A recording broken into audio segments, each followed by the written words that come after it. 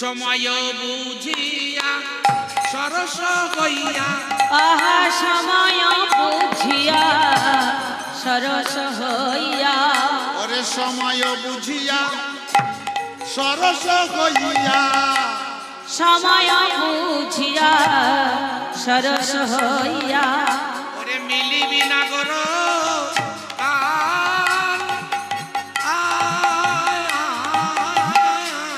সময় বুঝিয়া সরস হইয়া, মিলিবি নগর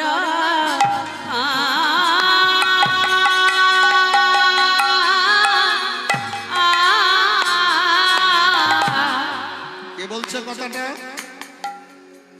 রাধারানী বলছে। কাকে? তুলসীকে। কি বলছে? সময় বুঝে সরস হয়ে যাবি। কোথায়? তুলসী কোথায় যাচ্ছে? কোথায় যাচ্ছে তুলসী? কোথায় যাচ্ছে? এতক্ষণ শুনছেন তো? তুলসী কোথায় যাচ্ছে? কৃষ্ণের কাছে। কে পাঠাচ্ছে? রাধারানী। আমার রাধারানী যদি কাউকে অনুমতি করে কৃষ্ণের কাছে পাঠায়, তাকে উপযুক্ত শিক্ষা দিয়ে পাঠায়। তাই বলতে শোন, যাবি বটে, সময়ে বুঝে যাবি, অসময়ে যাবি না। রাধারানী বললেন, তুলসী কোথায় যাবি জানিস? কৃষ্ণ সঙ্গ করতে। তা কৃষ্ণ সঙ্গ করতে যাবি, অসময়ে যাবি না। কৃষ্ণ সঙ্গ করতে যাওয়া মানে কৃষ্ণ সেবা করতে যাওয়া। আপনারা কৃষ্ণ সঙ্গ করেন না? কি গো বাবা, কৃষ্ণ সঙ্গ করেন তো না করেন না? আপনারা কি কৃষ্ণ সঙ্গ করেন? গৃহে ঠাকুর আছে তো নাকি নেই? আছে তো? ঠাকুরকে বসিয়েছেন, তাকে সেবা করতে যান না? তা প্রতিদিন তো কৃষ্ণ সেবা করতে জানে। সেবা করতে যাওয়ার নামই কৃষ্ণ সঙ্গ করতে যাওয়া। রাধারানী বলছে, ভালো করে শুনুন, যে কৃষ্ণ সঙ্গ করতে গেলে কিভাবে করতে হয়। বলছে, সময় বুঝিয়া সরস হইয়া, সময় বুঝিয়া সরস হইয়া, যাবি যখন কৃষ্ণ সঙ্গ করতে, কৃষ্ণ সেবা করতে, একটু সময় বুঝে যাবে। সংসারের কাজ শেষ করে যত কাজ সেরে অসময়ে গিয়ে তার সামনে হাজির হলাম, বললো না, সময় বুঝে যেতে হবে। সময়টাকে বলে দেবেন পরম দয়ালু শ্রী গুরুদেব। গুরুচরণ আশ্রয় করলে তিনি সময়টা বলে দেবেন। আর এখানে রাধারানী বলছে, শোন, সময়ে বুঝে যাবি, অসময়ে যাবি না। কারণ অসময়ে গেলে হয় না, সাধন ভজন হয় না। ফকির লালন বলেছেন, সময় গেলে সাধন হবে না, সময় গেলে সাধন হবে না, হবে না মনের আমার, সময় গেলে সাধন হবে না। সময় গেলে সাধন হবে না, আর সব হবে। সারা জীবন অর্থ উপার্জন করতে পারেনি, শেষ বয়সে প্রচুর অর্থ হতে পারে। সংসারে সুখ ছিল না, হতে পারে। সন্তান সন্ততি ছিল না, আজকে সংসারে নাতি নাতনি ভরে গেছে। তাহলে সব হতে পারে, কিন্তু সাধন হবে না। সময়টা পার হয়ে গেলে, সাধন ভজনের সময়টা পার হয়ে গেলে সাধন হবে না, আর সব হবে। সাধন ভজনের সময় যদি একবার পার হয়ে যায়, আর ভজন হয় না। সবাই বলছে হরি দয়া করো, আমিও বলতে গেলাম, গালে দাঁত নেই তো, হয়ে গেল হরি দয়া করো। দয়া করো আর হবে না, কারণ সময়টা পার হয়ে গেলে আর হয় না। রাধারানী বললেন, সময় বুঝিয়া সরস হইয়া, আহা সময় বুঝিয়া সরস হইয়া, ওরে মিলিবি না গো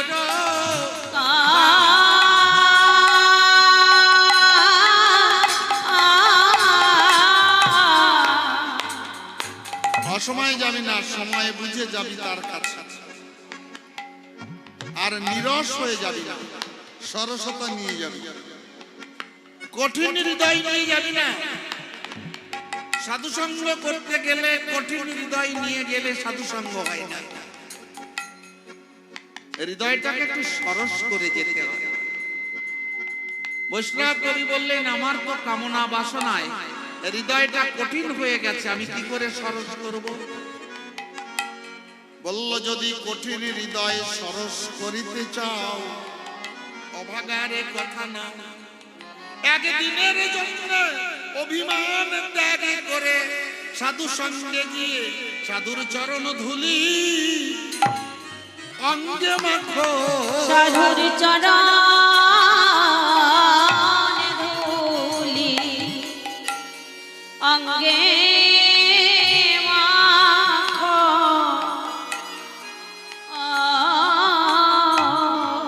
তোমার কঠিন হৃদয়, কঠিন হৃদয় সরস হবে ভক্তের চরণ ধুলি একবার অঙ্গে মাখো। তোমার কঠিন হৃদয়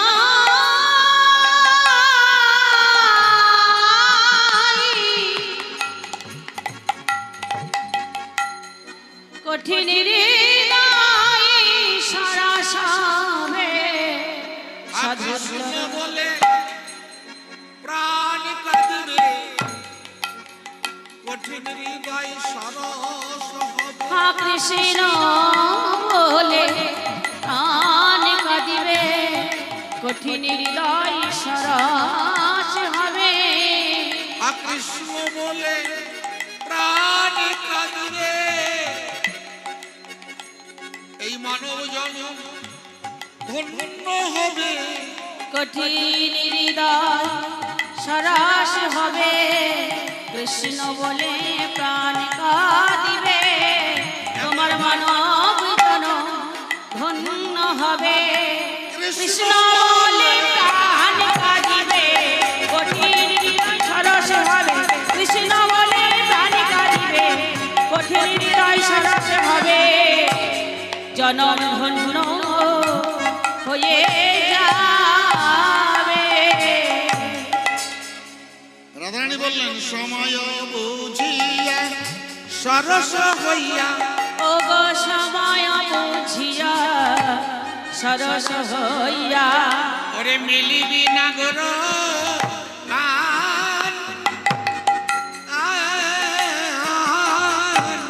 সময় বুঝিয়া সরস হইয়া, মিলিবি না গর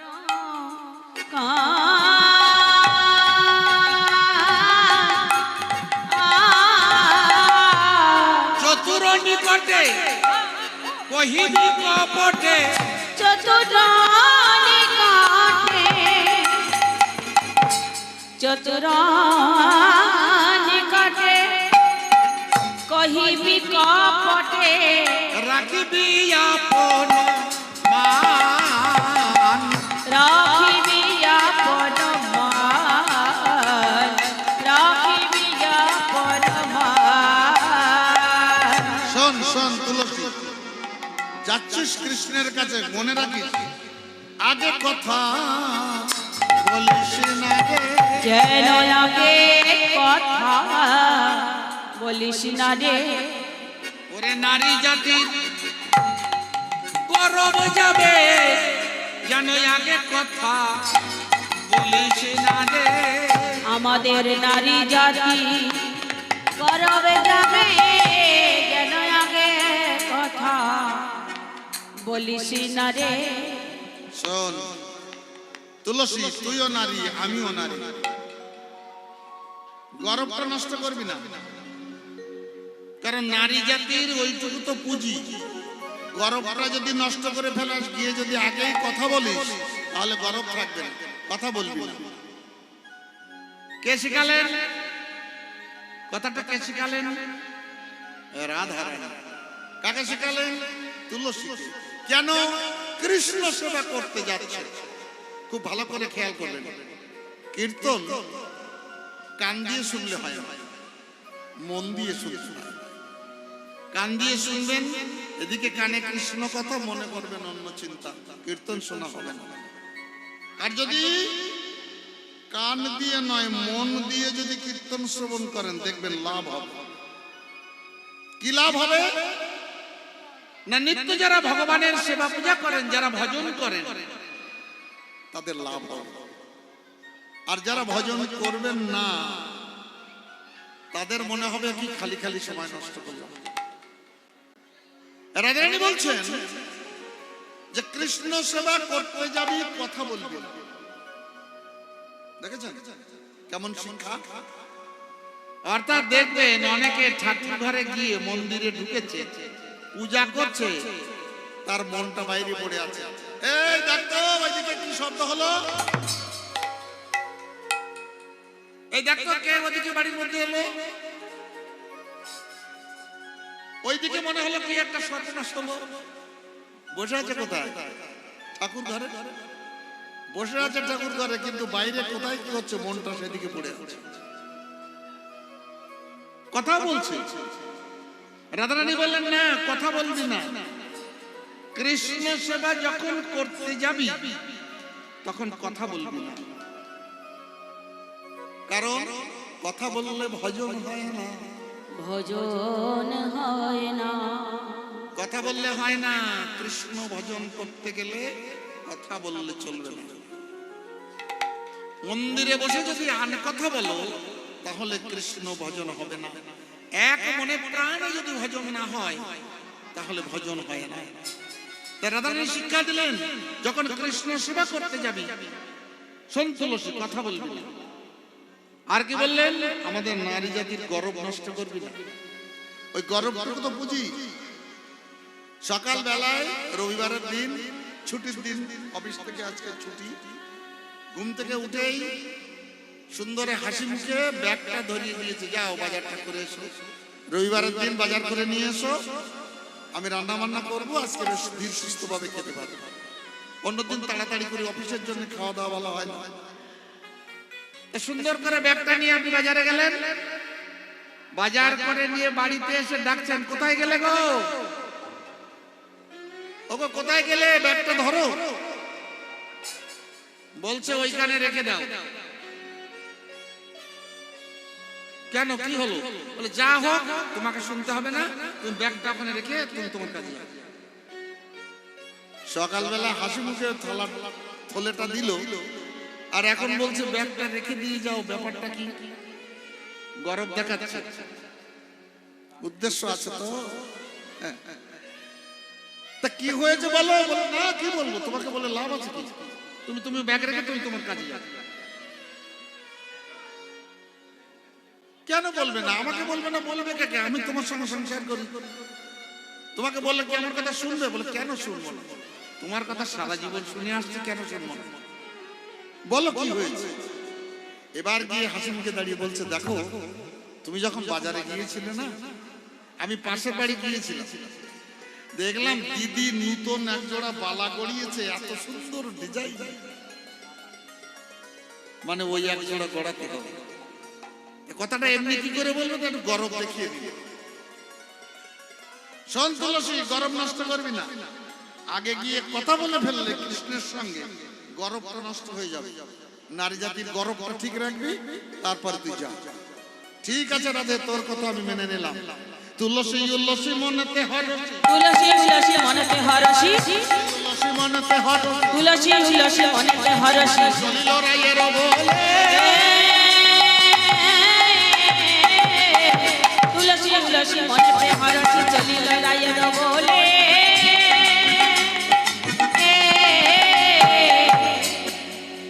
লয়া ফুল হার তাম্বুলের ডালা, লয়া ফুল হার তাম্বুলের ডালা, মিলিল সরস ফুলে আসি, সরসী কুলে লয়া ফুল তামুলের ডালা মিলিল সরসী কুলে মিলিল সরসী কুলে। প্রসাদের জন্য সবাই ব্যস্ত। কীর্তনের আর কি শুনবো, পেটের জ্বালাটাই জুড়তে পারলাম না, তার কীর্তন শুনবো কখন? প্রসাদ তো অবশ্যই পাবেন। এখানে ভক্তরা আয়োজন করেছেন সুন্দর ব্যবস্থা, প্রসাদও পাবেন আর এখানে মহাপ্রসাদও পাবেন। এই হরিনাম রূপ মহাপ্রসাদ যদি আস্বাদন না হয়, শুধু ওই প্রসাদ নয়, এই মহাপ্রসাদ আস্বাদন করতে হবে। আর সবার ভিতরে যদি একটা ব্যস্ততা থাকে, তাহলে কীর্তন শোনাটা খুব কঠিন হয়ে যায়। কীর্তন শুনতে হবে একনিষ্ঠ ভাবে, চিত্ত নিবেশ করে শ্রবণ করতে হবে, তবে কীর্তনের আস্বাদন হবে। তুলসী এসেছে কোথায়? রাধাকুণ্ডের তীরে। ওই যে কথা বলতে বারণ করে দিয়েছে, তো দূর থেকে দেখতে পেল কৃষ্ণচন্দ্র রাধাকুণ্ডের তীরে রাধা নাম লিখে, রাধা নাম আশ্রয় করে জয় রাধে জয় রাধে জয় রাধে বলছে। কেন না, কৃষ্ণচন্দ্র নিজের নাম আশ্রয় করে নাম বলছেন, আর জগৎকে বললেন, হে জগৎবাসী, যদি রাধারানীর করুণা পেতে চাও, এমনি ভাবে নাম আশ্রয় করে জয় রাধে জয় রাধে। রাধে রাধে রাধে শ্যাম। তুলসী দেখতে পেয়েছে কিন্তু কথা বলছে না, কেন? রাধারানী বারণ করে দিয়েছে, তো তা দূর থেকে যাচ্ছে আর বলছে, জয় রাধে রাধে রাধে জয় রাধে। রাধে রাধে। মানে ওদিকে তাকাচ্ছে না, কৃষ্ণকে দেখেছে, দেখে অন্যদিকে তাকিয়ে জয় রাধে বলতে বলতে যাচ্ছে। গোবিন্দ চিন্তা করলেন, নিশ্চয়ই তুলসী আমার কাছে এসেছে, হয়তো আমাকে দেখতে পাইনি। গোবিন্দ ভাই দাঁড়ালেন, তুলসী, ও তুলসী। তুলসী সাড়া দিল না। তুলসী সাড়া দিল না। কেন? তুলসী মনে মনে বলছে, হে গোবিন্দ, হে গোবিন্দ, হে এই অনন্ত ব্রহ্মাণ্ডে কত ভক্ত তোমাকে ডাকে, কত ভক্ত তোমায় ডাকে গো। নিরজনে বসে নয়ন জলে বুক ভাসিয়ে হা গোবিন্দ বলে ডাকে, হা গোবিন্দ, তুমি তাদের ডাকে সাড়া দাও না। সাড়া দাও না। ডাকলে যদি সাড়া না দেয়, কত ব্যথা তার অন্তরে,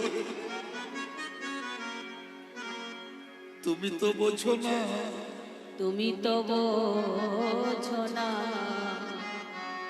হে গোবিন্দ, যারা তোমাকে ডাকে মনে প্রাণে নিরজনে বসে বসে হা গোবিন্দ দেখা দাও বলে,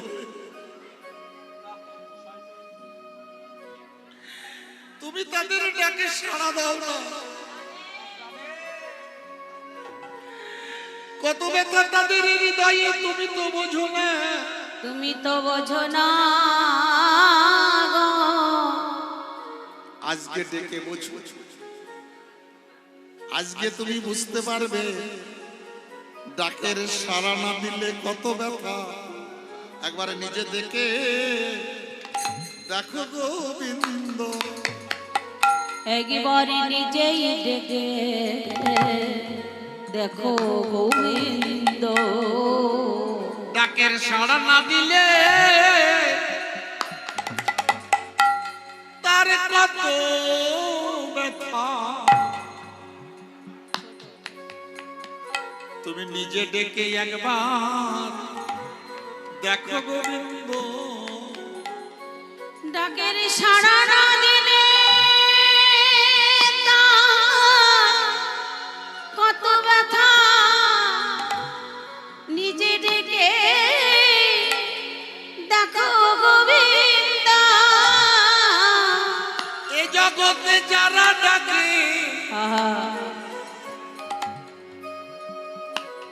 নিরজনে বসে বসে যারা ডাকে, তারা জানে ডাকের সাড়া না দিলে কত ব্যথা। এই জগতে যারা ডাকে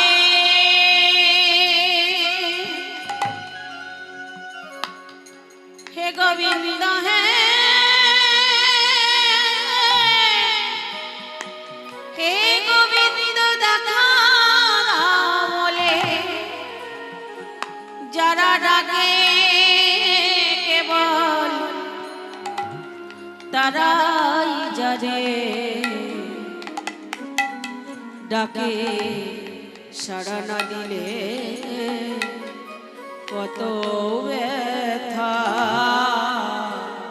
ভক্ত যখন নিরজনে বসে বসে ডাকে, কত দুঃখে, কত কষ্টে,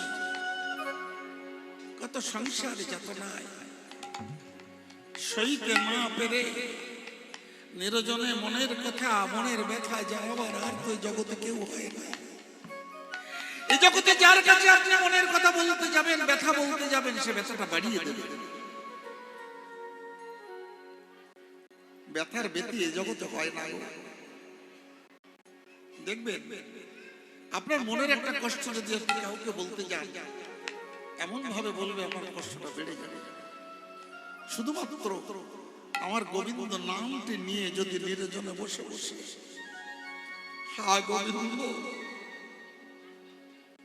কৃপা করো বলে নয়ন চলে বুকু ভাষায় একবারে ডাকিতে পারে, একবার ডাকিতে পারে।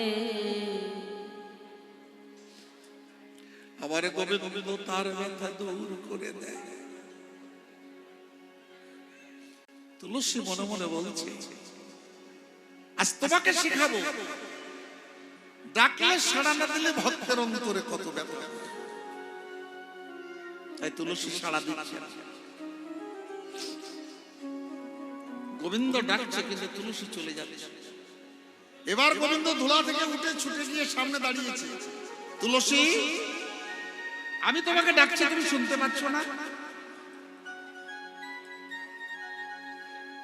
তুলসী মুখে কাপড় দিয়ে গোবিন্দর দিকে বারবার তাকাচ্ছে আর হাসছে।